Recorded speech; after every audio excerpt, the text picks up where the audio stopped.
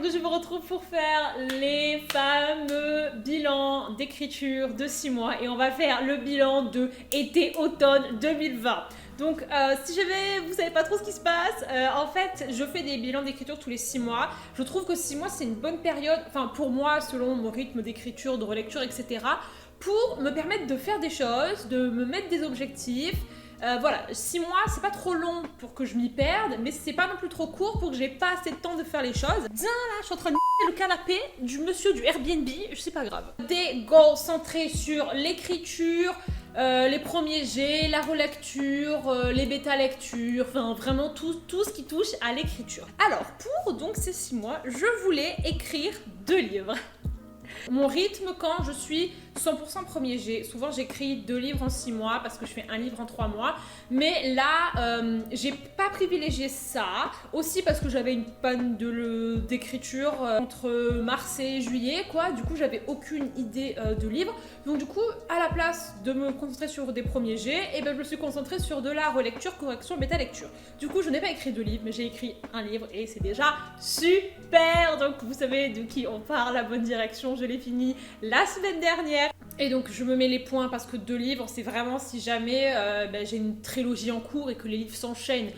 Ensuite je voulais faire analyse bêta lecture de Aion et Shape of Souls. Ce que j'ai fait, oui. Donc j'ai fait Aion bêta lecture légère et j'ai fait Shape of Souls bêta lecture hardcore. Ça m'a pris quand même un très long moment puisque Aion 1, Aion 2 ça m'a pris quand même 3-4 mois. Je voulais pas trop le faire, m'enclencher dans le processus de la bêta lecture, ça a mis du temps parce que en fait je voyais ça comme un truc qui faisait peur, je voyais ça comme un truc horrible, comme quelque chose d'insurmontable, mais en fait j'ai vite réalisé que pas du tout, c'est un truc que j'adore maintenant et que je pourrais faire toute ma vie. Enfin voilà, c'est un processus qui est vraiment amusant à faire et en même temps tu fais progresser ton livre, donc ça j'ai mis du temps à le comprendre. Et puis surtout en fait Aion c'est le livre que j'ai le plus relu parce que c'est le tout premier livre que j'ai écrit, je l'ai relu je pense entre... j'ai envie de dire 8 fois. Du coup, je connais l'histoire par cœur. Voilà. Mais je l'ai fait et donc je suis très contente. Ce livre, je dirais pas qu'il est parfait parce que je compte peut-être pas le publier. Je sais pas encore ce que je vais faire avec Aion parce que c'est quand même assez délicat.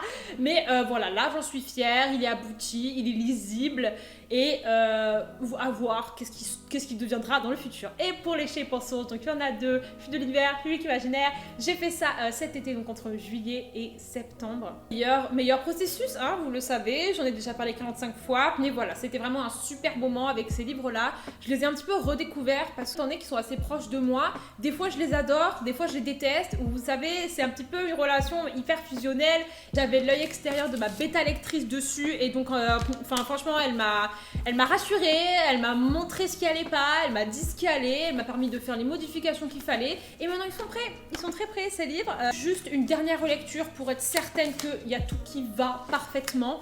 Et ils pourront ensuite être envoyés aux maisons d'édition. Et parce que ceci c'était le 3e point, j'avais mis faire une lettre de maison d'édition et commencer à s'y intéresser. Et ben j'ai fait plus que ça.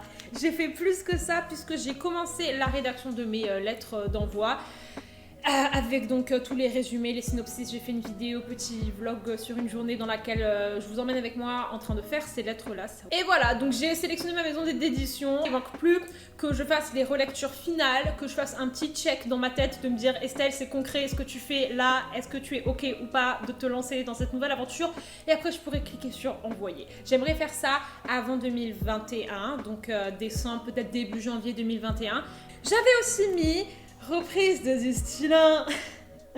Ça c'est le truc que je me traîne depuis des années. Alors en fait Distillin c'est une trilogie un peu fantastique dont j'ai eu l'idée quand j'étais très très jeune. C'était la première chose dont j'ai eu l'idée et je l'ai écrite. Je l'ai écrite il y a maintenant 5 ans. C'est un petit peu n'importe quoi, dans le sens ça part dans tous les sens. Il y a plein de trucs qui vont pas parce que à l'époque quand j'ai écrit cette histoire, j'étais pas consciente de certaines choses que maintenant je le suis.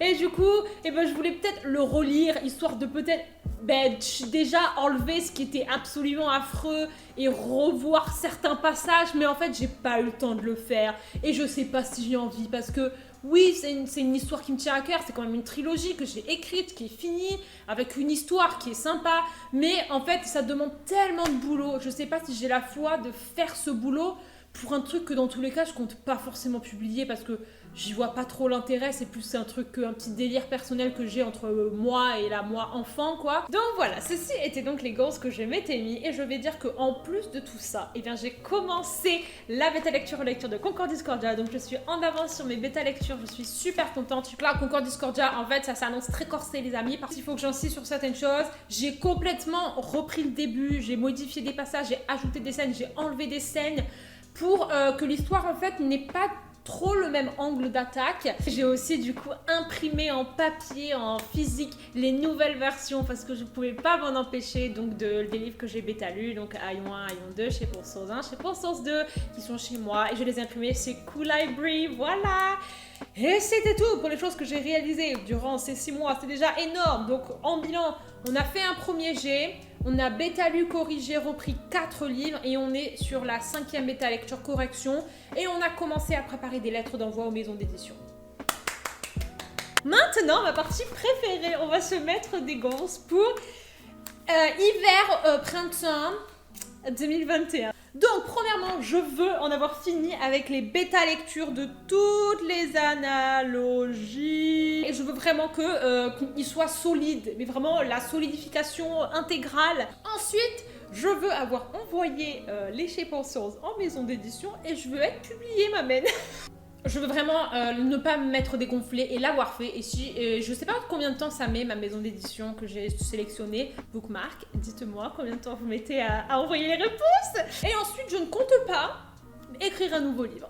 Je ne veux pas me mettre ça parce que if I am accepted by Bookmark, et ben du coup je vais être 100% léché pour Source pour les reprendre, etc. Oui, je pars trop loin, je commence à m'avancer dans des plans qui ne sont peut-être même pas réels, mais we never know. But si jamais à des moments j'ai le temps et que l'envie me prend, je vais écrire donc le fameux spin-off que j'ai toujours voulu écrire de Chez Pour Source, justement.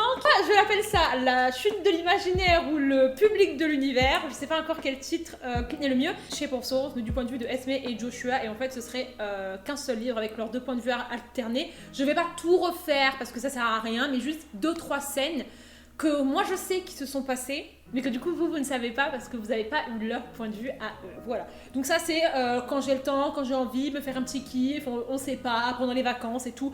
Je ne mets absolument pas de contraintes de me dire tant de chapitres, tant de mots, parce que je veux vraiment que ce soit un truc que je fais quand j'ai envie, pour me faire plaisir. Parce qu'en plus ça correspond bien, parce que si jamais je serais en train de reprendre Chez Pour Source pour Bookmark, et ben comme ça j'aurai la tête dedans et du coup ça m'aidera pour repenser un petit peu les scènes. Et je veux aussi, soyons fous, qu'est-ce que tu veux Estelle? Je veux l'amour, la joie, de la bonne humeur. Et je veux aussi avoir repris numéro 14. Peut-être une petite bêta lecture sympatoche déjà avec les fiches Wattpad que vous m'envoyez, ce sera déjà super. Donc voilà les amis, c'est mon programme pour les 6 prochains mois. Ça va le faire, ça va passer. Non, franchement, je pense que ça va le faire. Donc dites-moi vous si jamais vous mettez aussi des objectifs comme ça, si vous les mettez en 3 mois, en 1 mois, en 6 mois, en 1 an. C'est ça que je trouve super intéressant, c'est de voir en fait la variété au sein des auteurs, parce que personne ne fait les choses de la même façon. Donc voilà, j'espère que cette vidéo vous a plu, je vous fais des gros bisous et je vous dis à plus tard la semaine prochaine. Bye bye.